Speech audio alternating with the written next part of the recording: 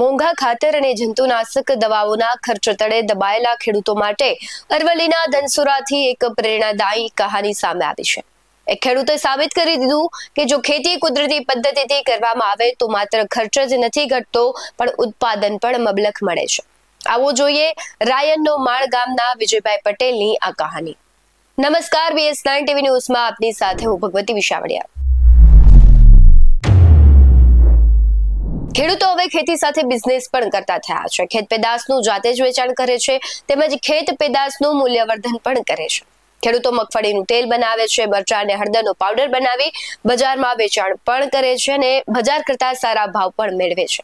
ત્યારે આ છે અરવલ્લીના ધનસુરા તાલુકાનું રાયનનું માળ ગામ। ખેતરમાં લહેરાતી આ હળદર કોઈ સામાન્ય પાક નથી પણ ખેડૂતની કોઠાસૂઝ અને પ્રાકૃતિક ખેતીનું જીવંત પ્રમાણ છે। આજના સમયમાં જ્યારે ખેડૂતો રાસાયણિક ખેતી પાછળ હજારોનો ખર્ચો કરી રહ્યા છે ત્યારે વિજયભાઈ પટેલે માત્ર 1 વીઘા જમીનમાં 500 મણ હળદરનું રેકોર્ડ બ્રેક ઉત્પાદન મેળવીને સૌને ચોંકાવી દીધા છે। વિજયભાઈની આ સફળતાનું રહસ્ય છે ગાય આધારિત પ્રાકૃતિક ખેતી। તેમણે યુરિયા કે DAP જેવા રાસાયણિક ખાતરોને બદલે દેશી ગાયના ગોબર અને ગૌમૂત્રમાંથી બનેલા જીવામૃત અને બીજામૃતનો ઉપયોગ કર્યો અને પરિણામે ખેતીનો ખર્ચ નહિવત થઈ ગયો અને જમીનની ફળદ્રુપતામાં પણ ધરખમ વધારો થયો।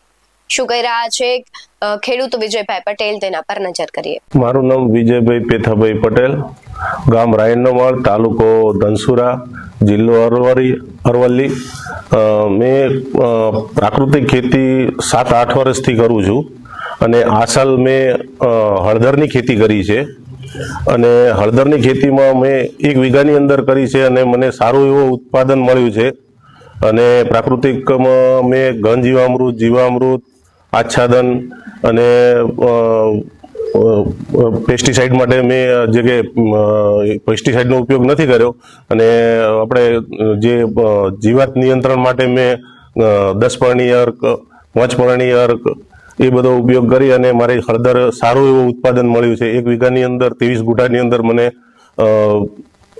500 મણ હળદર થઈ છે અને મારું વેચાણ અને સરકારની સહાય પણ મળી છે મને હળદર માટે, પ્રાકૃતિક માટે, અને આ સહાયથી મને સારો એવો બેનિફિટ પણ થયું છે અને બધું વેચાણ પણ થઈ જાય છે હળદરનું અને મારા માટે બહુ ગૌરવની વાત છે। અને બીજા ખેડૂતો પણ આ પ્રાકૃતિક ખેતી કરે અને સ્વાસ્થ્ય સારું રહે, કેન્સર, ડાયાબિટીસ જેવી બીમારીઓ થાય છે આ પેસ્ટિસાઇડ અને કેમિકલ વાળી ખેતી કરવાથી, રાસાયણિક ખેતી કરવાથી, તો બધા ખેડૂતો પ્રાકૃતિક ખેતી તરફ વળે અને ગુજરાત સરકાર તરફથી જે અમને પ્રાકૃતિક ખેતી કરવાનો મને મોકો મળ્યો છે અને એ બદલ હું સરકારનો અને બધા સ્ટાફનો અને અમારા આત્માના સાહેબો તરફથી હું ધન્યવાદ માનું છું। ગુજરાત સરકારના પ્રાકૃતિક કૃષિ વિકાસ બોર્ડના માર્ગદર્શન હેઠળ રાજ્યના અનેક ખેડૂતો છે કહેવાય છે કે ખૂબ સારું એવું ઉત્પાદન મેળવી રહ્યા છે અને ઘણા બધા માટે પ્રેરણાદાયી પણ બની રહ્યા છે।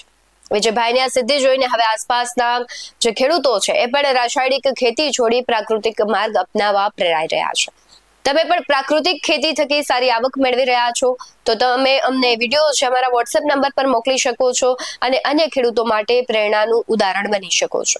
આવા જ વધુ અહેવાલો સાથે ફરી મળતા રહીશું। તમે અમારી YouTube ચેનલને સબસ્ક્રાઇબ કરવાનું, અમને Facebook અને Instagram પર ફોલો કરવાનું ભૂલશો નહીં।